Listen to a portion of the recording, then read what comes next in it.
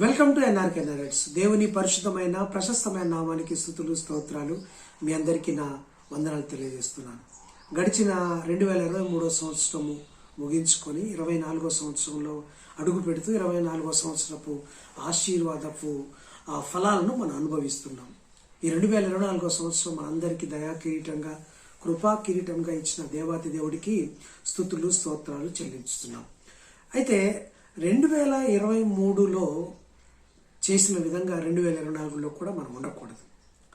గతంలో ఒకవేళ దేవుడి నుంచి దూరం అయిపోయినా, దేవుడి నుంచి తప్పిపోయినా, దేవుడికి చేయాల్సిన పనులు చేయకుండా దేవుణ్ణి విడిచిపెట్టిన పరిస్థితిలో ఉన్న, లోకాశలకు, లోక పద్ధతులకు, లోక అలవాట్లకు బానిసైపోయి ఉన్న, లోక వ్యసనాల్లో పునిగిపోయి ఉన్న వాటన్నిటిని విడనాడి, వాటన్నిటిని వదులుకొని, వాటన్నిటికీ స్వస్తి పలికి ఈ 2024 సంవత్సరంలో నువ్వు దేవుడి దగ్గరికి పరిగెత్తాలి, దేవుడి దగ్గరికి రావాలి, దేవుడి సన్నిధికి, దేవుడి ఇంటికి రావాలి. ఎందుకంటే నీకు 2024 సంవత్సరం ఇచ్చింది నీకు దేవుడు. నువ్వు ఇంకా ఆ లోకంలో కొనసాగుతూ, ఆ జీవితంలోనే ఉంటూ, ఆ పాప రోత పాప లోక జీవితంలోనే ఉంటావని నీకు 24 సంవత్సరాన్ని దేవుడు ఇవ్వలేదు. తన దగ్గరికి వస్తావని, తను హత్తుకుంటావని, తన సన్నిధిలో ఉంటావని, తన నీడలో ఎదుగుతావని 24 సంవత్సరాన్ని నీకు ఇచ్చారు. అయితే చాలామంది అనుకుంటున్నారు, నేను అంత భక్తిపరుని కాకపోయినా, దేవుడికి అంత ఇష్టంగా లేకపోయినా, లోకానుసార వ్యక్తి అయినా, లోకంలో ఉన్నప్పటికీ నాకు 24వ సంవత్సరం వచ్చింది, మళ్ళీ ఇందులోనే గడిపేద్దాం అని అనుకుంటున్నావేమో. అయితే అది కరెక్ట్ కాదు. దేవుడు నిన్ను పిలుస్తున్నాడు. In fact is waiting for you. నీకోసం వెయిట్ చేస్తున్నాడు. మనందరికీ లూకాసు వార్త 15వ అధ్యాయంలోని తప్పిపోయిన కుమారుడి ఉపమానం మనందరికీ తెలుసు. అది చాలా ఫేమస్, చాలా బాగుంటుంది. ఆ ఉపమానం కూడా యేసు ప్రభువారే స్వయంగా తన నోటి నుంచి చెప్పిన ఉపమానం. ఒక తండ్రికి 2 కుమారులు ఉంటారు. పెద్ద కుమారుడు, చిన్న కుమారుడు. చిన్న కుమారుడు కొంచెం జలసాలకి, లోక పద్ధతులకు అలవాటు పడి వాళ్ళ డాడీని తన ఆస్తి, తన వాటా ఇచ్చేయి, నేను వేరే దేశం, వేరే ప్రాంతం వెళ్ళి, సిటీకి వెళ్ళి వ్యాపారం చేసుకుంటూ బ్రతుకుతానంటే తండ్రి వారిస్తాడు. తండ్రి వద్దంటాడు. తండ్రి ఇవ్వకపోతే బాగా నాన్న యాగి చేస్తాడు, గోల్ చేస్తాడు. నువ్వు ఇవ్వాల్సిందే అని పట్టుబడతాడు. ఆ చిన్న కుమారుడి పట్టుకి మరి సరే కదిలిపోయిన తండ్రి తన ఆస్తిని తనకి ఇచ్చేస్తాడు.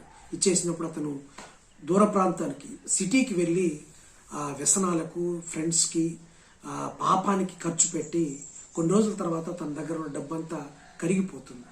పాపంలో పడిపోతాడు, వ్యసనాల్లో పడిపోతాడు, లోక పద్ధతుల్లో పడిపోతాడు, లోక ఆశల్లో ఉండిపోతాడు. సో అలా ఎంజాయ్ చేస్తున్నప్పుడు కూర్చొని తింటే కొండలైనా కరుగుతాయి అన్నట్టుగా కొన్ని రోజుల తర్వాత తన ఆస్తి అంతా కరిగిపోయింది. బెల్లం చుట్టూ ఈగలు అన్నట్టుగా బెల్లం ఉన్నంత వరకు ఈగలు ఉంటాయి. తన దగ్గర డబ్బులు ఉన్నంత వరకు ఫ్రెండ్స్ ఉన్నారు. డబ్బులు ఎప్పుడైతే లేవో ఆ ఫ్రెండ్స్ కూడా క్రమంగా దూరం అయిపోయారు, ఒంటరి అయిపోయాడు. ఆ ఒంటరిగా ఉన్నప్పుడు ఏం చేయాలో అర్థం కాలేదు. తినటానికి తిండి కూడా అతనికి సరిగా దొరకలేదు. దొరకని పరిస్థితుల్లో ఆల్మోస్ట్ ఆల్ సిటీ అవుట్స్కట్లో ఒక పందుల ఫామ్ హౌస్ ఉంటే, పందుల శాల ఉంటే అందులో జీతానికి కుదిరాడు. అక్కడ ఉంటే కనీసం తినడానికి ఫుడ్ అన్న దొరుకుతుంది అని. సో అక్కడ కూడా ఇబ్బందికరమైన పరిస్థితి వచ్చింది. అక్కడ కూడా ఏం పరిస్థితి వచ్చిందంటే ఆ పందులు తినే పొట్టు తినాల్సి వచ్చింది. ఎందుకంటే ఆకలికి, ఆహారానికి ఆగలేకపోయాడు. ఆకలి తీర్చుతున్నప్పుడు ఆ పందులు తినే పొట్టు తింటున్నప్పుడు అప్పుడు అతనికి బుద్ధి వచ్చి, అయ్యో నా తండ్రి ఇంటి దగ్గర అనేక మంది పనివాళ్ళు సైతం ఇంతకంటే బెటర్ ఫుడ్ తింటున్నారు కదా, నేనేంటి ఇలా అయిపోయానని బుద్ధి తెచ్చుకొని మొట్టమొదటిగా పరమ తండ్రికి క్షమాపణ వేడుకొని, ఈ లోకపు తండ్రికి క్షమాపణ వేడుకొని ఉన్న పలంగా చెప్పులు కూడా లేని స్థితిలో పరిగెత్తుకుంటూ తండ్రి దగ్గరికి వస్తున్నాడు. తండ్రి దగ్గరికి వస్తున్నప్పుడు తండ్రి దూరం నుంచి చూసే తన కుమారుణ్ణి ఆ స్థితిలో, అంటే పందుల పెంపకంలో, ఆ మార్చిపోయిన ఆ బట్టలు, మార్చిపోయిన గడ్డం, ఒక నిరాకారమైన పరిస్థితిలో కూడా తండ్రి అతన్ని గుర్తుపట్టి ఎదురెళ్ళి తనని హత్తుకొని తన మెడ మీద ముద్దు పెట్టి తన ఇంటిలోకి అతన్ని, చిన్న కుమారుణ్ణి, తప్పిపోయిన కుమారుణ్ణి ఆహ్వానించారు. యాక్చువల్గా అయితే తనతో గొడవపడి తన ఆస్తిని పట్టుకుపోయి వ్యసనాలకు, బానిసత్వానికి, లేకపోతే త్రాగుడికి, వ్యభిచారానికి ఖర్చు పెట్టిన వ్యక్తిని ఇంట్లోకి ఆహ్వానించారు. గేటు బయట నుంచే వెళ్ళగొట్టేస్తారు, మా ఇంట్లోకి రావద్దు అంటారు. ఇక నీకు నాకేమీ సంబంధం లేదు, నీ ఆస్తి నువ్వు తీసుకువెళ్ళిపోయావు కదా అని తండ్రి అనాలి. కానీ ఆ తండ్రి చాలా మంచి వ్యక్తి. ఆ తండ్రి అలా అనకుండా తన్ను ఏ ఒక్క మాట కూడా క్వశ్చన్ చేయకుండా తన్ని ముద్దు పెట్టుకొని ఇంట్లోకి తీసుకొచ్చి తనకు చక్కటి స్నానం చేయించి పట్టు వస్త్రాలు తొడిగి చెప్పులు తొడిగి తన వేలికి ఉంగరం తొడిగి పని వాళ్ళని పిలిపించి మంచి విందు చేయమని వాళ్ళకి ఆర్డర్ జారీ చేస్తాడు. జాగ్రత్తగా గమనించండి, ఇక్కడ తండ్రి అతన్ని క్షమించాల్సిన అవసరమే లేదు. ఎందుకంటే తన ఇచ్చ ద్వారా, తన కోరిక ద్వారా, తన బలవంతం ద్వారా అతను తండ్రి ఇంటి నుంచి తన ఆస్తిని పట్టుకొని వెళ్ళిపోయాడు. ఇంకా వెళ్ళిపోయినప్పుడు తండ్రికి అతనికి సంబంధం ఏముంటుందండి? తండ్రి వద్దన్నాడు కదా, వారించాడు కదా. కానీ అతని తప్పు తెలుసుకొని, అతని పాపము తెలుసుకొని తండ్రికి, పరమ తండ్రికి క్షమాపణ వేడుకున్నాడు. కాబట్టి ఆ తండ్రి ఇతన్ని క్షమించేలా, అంటే ఈ తండ్రిని క్షమించేలా చేసి అతన్ని చేర్చుకునేలా చేశాడు. అయితే గతంలో మనం 2023 సంవత్సరంలో కానీ గతంలో కానీ పరమ తండ్రి నుంచి తప్పిపోయిన వారిగా, యేసు ప్రభు వారి నుంచి తప్పిపోయిన వ్యక్తులుగా ఉండి ఉన్నామేమో. పాపంలో కానీ, లేకపోతే లోకంలో కానీ, లోక పద్ధతుల్లో కానీ, వ్యసనాల్లో కానీ, త్రాగుడులో కానీ, మద్యములో కానీ, వ్యభిచారంలో కానీ ఇలా మనం ఉంటూ దేవుడికి దూరం అయిపోయామేమో. దేవుడు వెయిట్ చేస్తున్నాడు. యాక్చువల్గా చిన్న కుమారుడు వస్తాడేమో అని ఆ తండ్రి వెయిట్ చేస్తున్నట్టుగానే పరమ తండ్రి నీ కోసం, నా కోసం, ఒకవేళ నువ్వు తప్పిపోయి ఉంటే ఈజ్ వెయిటింగ్ ఫర్ యూ. ఈ 24 సంవత్సరాలు అయినా వస్తావా దేవుడి దగ్గరికి? అవి విడిచిపెడతావా? నీ లోక పాప రోత పాప పద్ధతులను ఆ పందుల పొట్టు దగ్గర విడిచిపెట్టి పరుగున ఉన్న పరంగా నువ్వు వస్తావా దేవుడి దగ్గరికి?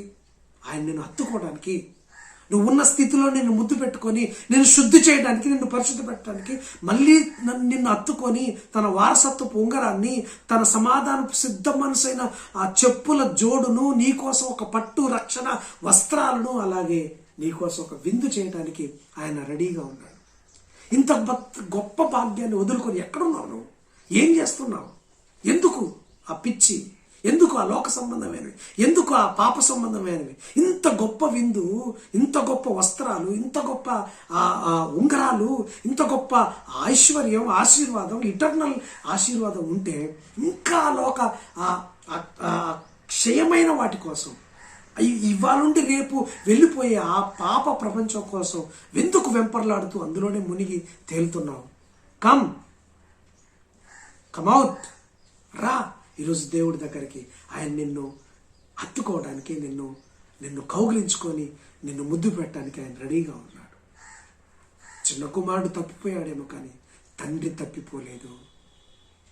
ప్రేమించడంలో తప్పిపోలేదు, హత్తుకోవడంలో తప్పిపోలేదు, రిసీవ్ చేసుకోవడంలో తప్పిపోలేదు, తిరిగి తన కోల్పోయినవన్నీ తిరిగి ఇవ్వడంలో తండ్రి తప్పిపోలేదు. నువ్వు తప్పిపోవచ్చు కాక, కానీ తండ్రి తప్పిపోడు. తండ్రి తప్పిపోయే వ్యక్తి కాదు, తండ్రి తప్పిపోయే ఆ శక్తి కాదు. నువ్వు వస్తే ఆయన తప్పిపోకుండా నీకు మళ్ళీ కోల్పోయిన ప్రతిదీ తిరిగి నీకు అందజేస్తాడు. వస్తావా? ఉన్న పలంగా ఈ సంవత్సరం గొప్ప ఆశీర్వాదాలు నువ్వు పొందుకుంటావు. అట్టి ఆశీర్వాదాలు, అట్టి తండ్రి ప్రేమ, తండ్రి సన్నిధి, తండ్రి ఇంటిని దేవుడు నీకు, నాకు, మనందరికీ దయచేయను గాక. God bless you. Thanks for watching.